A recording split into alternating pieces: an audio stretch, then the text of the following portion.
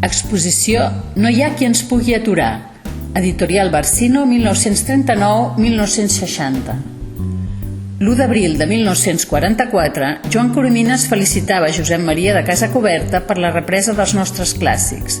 Des de l'exili a Buenos Aires exclamava: «Endavant, no hi ha qui ens pugui aturar».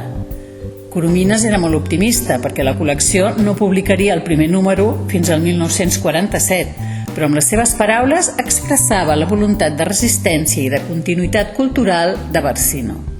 Fundada el 1924 per Josep Maria de Casacoberta, l'editorial Barcino havia nascut en un context dictatorial, pocs mesos després del cop d'estat de Primo de Rivera.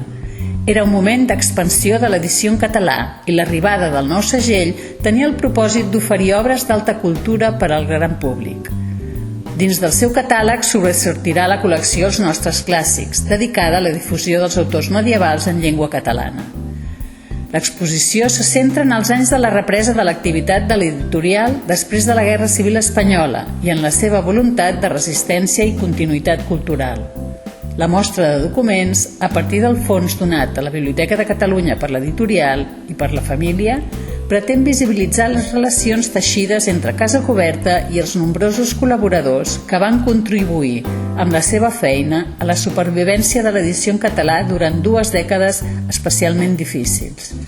L'exposició es podrà visitar fins al 13 d'octubre de 2025 a l'Espai Zero. Per més informació, consulteu la web de la Biblioteca de Catalunya www.bnc.cat.